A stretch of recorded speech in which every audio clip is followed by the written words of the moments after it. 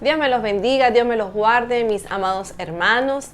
Tengan un cordial saludo desde acá, desde la República Dominicana. Muchas bendiciones para todos aquellos que se están conectando para ver estas columnas mesiánicas. Hoy continuamos con otra columna mesiánica. Desde acá, pues, desde su canal de YouTube. Los que nos pueden ver por el YouTube, los que pueden vernos por Facebook, los que nos escuchan por WhatsApp audio. Le hablo a la pastora Yosmar desde la República Dominicana. Hoy continuamos, mis amados hermanos, con otra columna mesiánica, esta vez hablando a partir del capítulo 34. Hay que hacer algo muy específico en estos capítulos, ya que a partir del capítulo 34 hasta el capítulo 45 del libro de Jeremías, habla acerca del asedio y de la destrucción de Jerusalén. Capítulo 34 muy puntualmente nos habla y predice la muerte de Sedequías en Babilonia.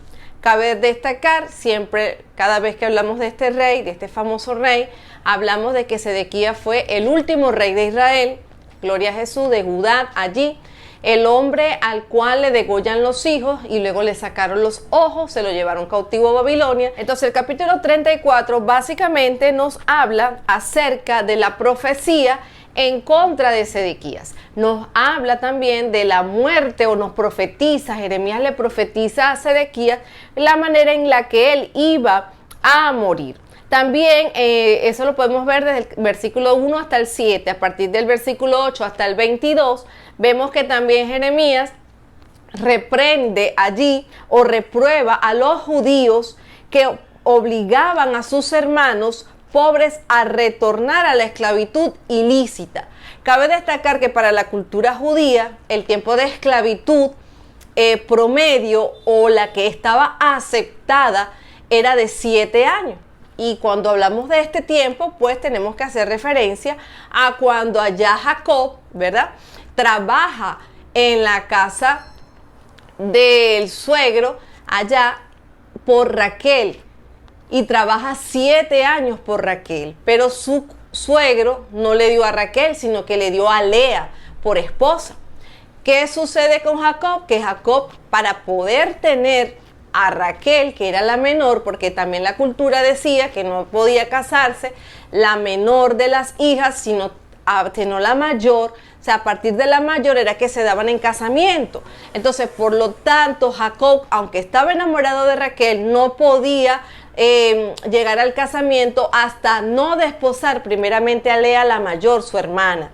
Entonces, ¿qué sucede? Vemos a Jacob trabajando 7 años allí en la casa de su suegro, pero se le da a Lea y tuvo Jacob nuevamente que trabajar 7 años postreros para que le pudiesen dar a Raquel. Entonces vemos que el tiempo lícito para el pueblo judío de esclavitud era de 7 años. Y yo pienso que es un número perfecto porque estamos hablando del número 7. ¿Qué sucede en este capítulo 34 a partir del 8 al 22? Que Jeremías reprueba a los judíos por obligar a sus hermanos pobres a retornar a la esclavitud ilícita. Es decir, que ya los mismos judíos estaban haciendo que sus hermanos más pobres no trabajaran solamente 7 años, sino que trabajasen más de ese tiempo para ellos. Entonces vemos también la maldad del mismo pueblo judío. Acuérdense que esto es una mezcolanza y es una mezcla, porque el pueblo adoptó todas las profanaciones, todo el paganismo de las ciudades vecinas, de los países vecinos, los adoptaron y los trajeron a la casa de Dios. En los capítulos 25, 26 que vimos anteriormente, hablábamos de que ellos muy frondosamente iban al templo de Dios, levantaban sus manos, alababan a Dios, pero así como por un lado estaban alabando a Dios, por otro lado estaban también haciendo sus prácticas paganas, su idolatría, su fornicación, y hasta sacrificaban a los niños, trayendo también al pueblo esa cultura canaíta, ¿ve?, del sacrificio de los niños. Vemos también allí, amado, en el capítulo 34 termina, ¿verdad?, con esta exhortación de los judíos o del profeta Jeremías hacia el pueblo de Israel. Capítulo 35 habla de la obediencia de los recabitas. Nos habla muy puntualmente a partir del versículo 1 hasta el 11. Nos habla acerca de Jonadab, que era famoso por su sabiduría y piedad. Dice que vivió casi 300 años antes, y eso lo podemos leer en Segunda de Reyes, capítulo 10, versículo 15. Jonadab encargó a su posteridad que no bebiera vino. También se le pidió que vivieran en carpas o habitaciones móviles. Esto les enseñaría a no pensar en establecerse en ninguna parte de este mundo. Mantenerse humilde sería la manera de continuar por mucho tiempo en la tierra donde ellos eran extranjeros. Estamos hablando de los recabitas. Esta gente era extranjera, y fíjense que dice acá en el capítulo 35, a partir del versículo 1 hasta el 11, donde se le da a ellos una serie de mandamientos o de mandatos para que ellos pudiesen habitar y cohabitar juntamente en el pueblo de Dios. Vemos que también la humildad y el contento siempre son la mejor política y la protección más segura del hombre. Muchas veces cuando el hombre está pasando por situaciones difíciles, todo dependiendo de la actitud que tenga, va a salir airoso o no. También tenemos que recordar que los juicios de Dios, amados, no son injustos. Todos los juicios de Dios son justos. Dios envía sus juicios o baja su mano en juicio hacia el pueblo, hacia las personas, por su propio pecado. Por su propio pecado. Esa es la recompensa que obtenemos nosotros o que obtienen las personas que no aceptan realmente todo el contexto que implica a Dios y a su obra. Cuando nos salimos de ese contexto, pues entonces vienen los juicios.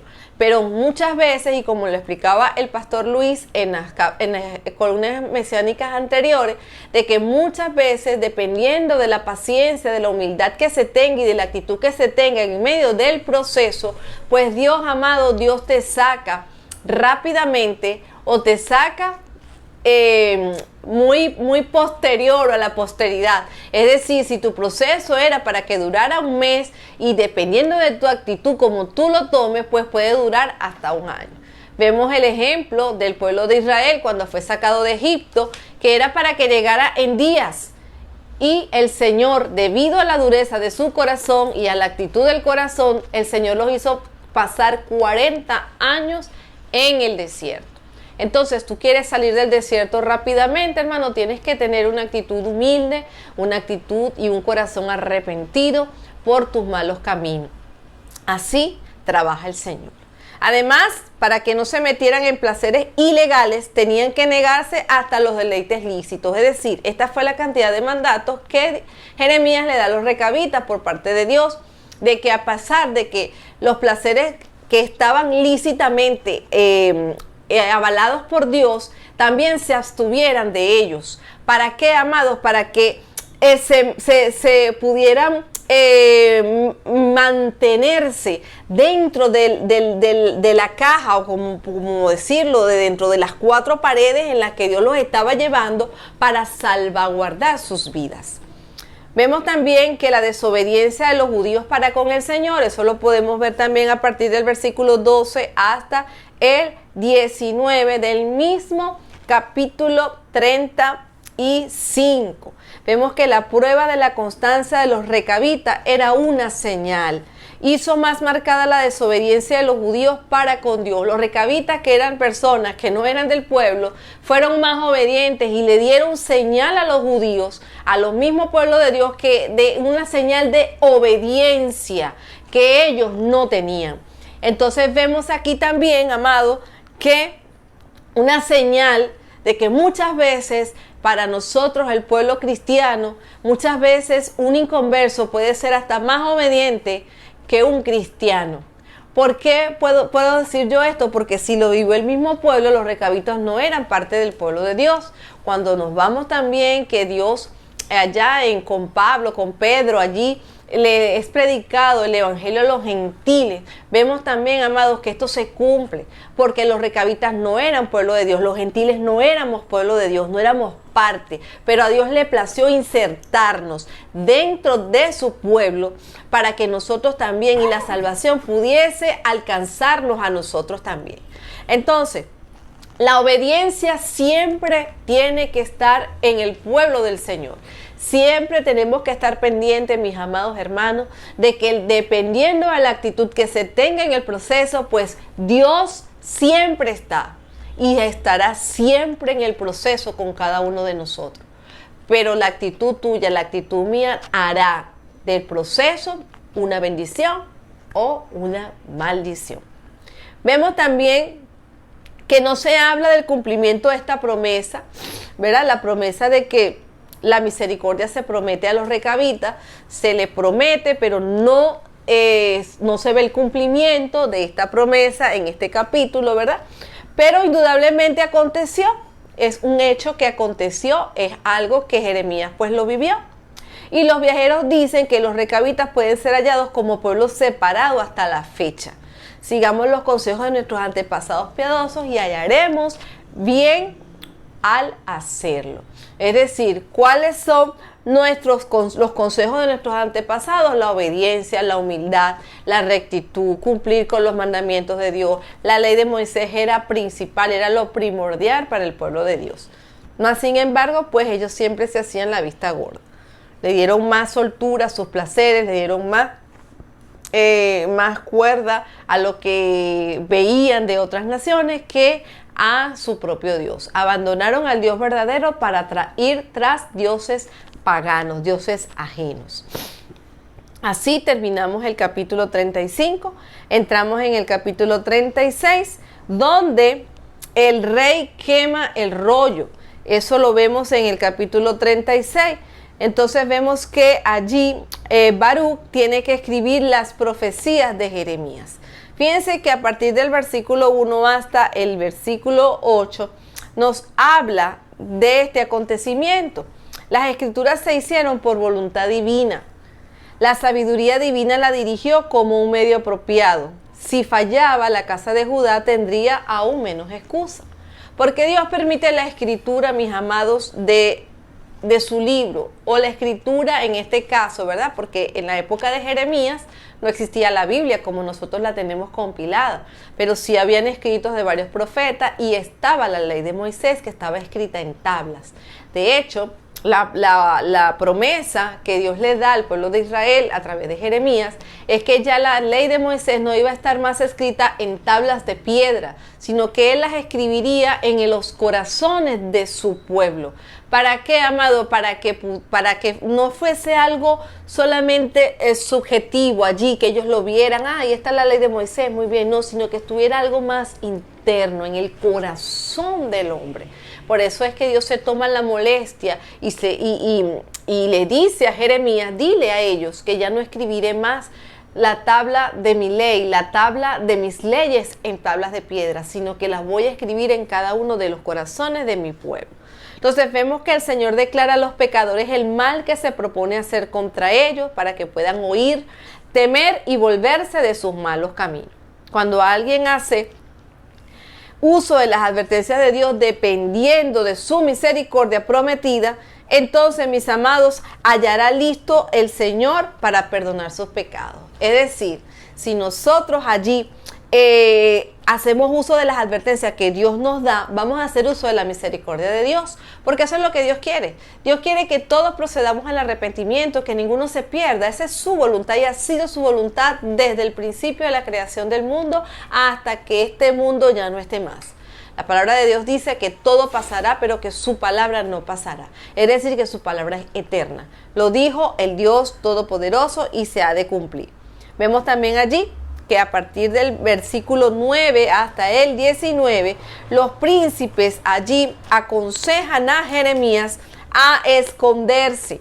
Los príncipes de Judá. A partir del versículo 9 hasta el versículo 19 podemos ver allí que los príncipes de Judá le dicen a Jeremías que por favor se esconda. ¿Por qué, amados? Porque lo andaban buscando para llevarlo, para sacarlo, para matarlo, para perseguir a Jeremías. Por eso es que el ministerio de Jeremías fue un ministerio bastante activo, diría yo, porque venía palabra de Dios, pero cuando él hablaba la palabra de Dios, sus enemigos se acrecentaban, y entonces era como una guerra, una lucha entre la palabra, lo que Dios me decía, contra lo que el pueblo recibía y contra la actitud del pueblo hacia esa palabra que el mismo Dios me estaba entregando o le estaba entregando a Jeremías para decirle al pueblo. Entonces fíjense que en el versículo 9, vamos a leerlo muy puntualmente, dice: y aconteció en el año quinto de Joacín, hijo de Josías, rey de Judá, en el mes noveno, que promulgaron ayuno en la presencia de Jehová a todo el pueblo de Jerusalén y a todo el pueblo que venía de las ciudades de Judá a Jerusalén. Y Baruch leyó en el libro las palabras de Jeremías en la casa de Jehová, en el aposento de Gemarías, hijo de Safán, escriba, en el atrio de arriba a la entrada de la puerta nueva de la casa de Jehová, a oídos del pueblo. Y Micaías, hijo de Gemarías, hijo de Safán, habiendo oído del libro todas las palabras de Jehová, descendió a la casa del rey, al aposento del secretario, y aquí que todos los príncipes estaban allí sentados. Esto es Elisama, secretario de Laía, hijo de Semaías, el Natán, hijo de Acbor, Gemarías, hijo de Safán, Sedequías, hijo de Ananías, y todos los príncipes. ¿Ve? Entonces estaban como reunidos todos allí, estos príncipes, y entonces allí le dijeron al mismo Jeremías y al mismo Baruch, que eran los que estaban allí, y fíjense que dice en el versículo 17, vamos a leerlo también, dice: y preguntaron luego a Baruch diciendo: cuéntanos ahora cómo escribiste de boca de Jeremías todas estas cosas.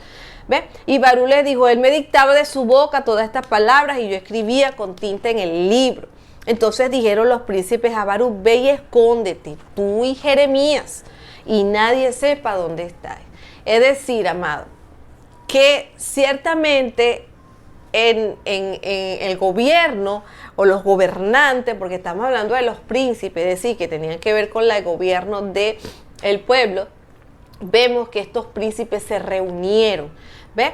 Se reunieron allí y preguntaron a Baruch que cómo él había hecho para haber escrito todo lo que había escrito, cómo él había hecho con eso, y él le dice: no, mi Jeremías me dictaba y yo iba escribiendo. Entonces vemos allí que por mano de los príncipes también se salvaguarda la vida de Jeremías y se salvaguarda la vida de Baruch, porque los mismos príncipes sabían que se estaba tejiendo por debajo, ¿verdad?, un mal contra Jeremías y contra el mismo Baruch también. Entonces los mismos príncipes allí salvaguardan la vida de Baruch y de Jeremías, diciéndoles que fueran y se escondieran. Entonces los príncipes le aconsejan entonces tanto a Jeremías como a Baruch, pues que se escondan de allí, de la presencia del mismo pueblo. También vemos allí a partir del versículo 20 hasta el que termine el capítulo 36, ¿verdad? En el versículo 32 dice que habiendo oído una parte, el rey quema el rollo. Vemos el escrito que Jeremías le había dictado a Baruch, y vemos que el mismo rey, allí el rey Joacín, estamos hablando del rey Joacín porque para la época estaba mandando y estaba gobernando Joacín, vemos que el rey quema el rollo. Entonces fíjense que quienes desprecian la palabra de Dios muestran pronto cómo este rey, que la odian, y cómo él deseará que se destruya. Entonces ve la enemistad contra Dios en la mente carnal. Hay personas que no aceptan, amado, la palabra de Dios, y como este rey, pues manifiestan su inconformidad, manifiestan su rechazo hacia lo divino. Entonces hacen cosas como esta. Eso también nosotros lo vimos en el Holocausto judío, también lo pudimos ver, personas que rechazaban lo de Dios, todo lo que aconteció. También vemos un hecho también que es más hacia nuestra época, la quema de Biblias. También se dio en una época muy ponderante también en la historia del cristianismo. Vemos cómo se quemaron todas las Biblias en un país y en varias naciones también esto se ha hecho. Vemos la persecución que la sociedad misma pues ha tenido contra los cristianos, contra el pueblo cristiano, única y exclusivamente, hermano. La persecución es por declarar la palabra de Dios. A las personas no les gusta escuchar lo recto. en esta sociedad donde estamos sumergidos, donde estamos ensimismados en el pecado, lamentablemente, amado, no les gusta escuchar lo de Dios. No les gusta escuchar, lo estás haciendo mal, lo estás haciendo incorrecto. Así, amado, terminamos entonces estos capítulos 34, 35 y 36 de esta columna mesiánica. Yo les invito para la columna mesiánica siguiente con nuestro pastor Luis Ojeda, para que usted pueda gozarse allí. Y no se olviden, mis amados, en suscribirse allí, en activar la campanita de las notificaciones y estar siempre allí a la vanguardia, pendiente de cada contenido que nosotros vayamos sacando. Les habló su pastora desde acá, desde la República Dominicana, Yosmar de Ojeda. Dios les bendiga.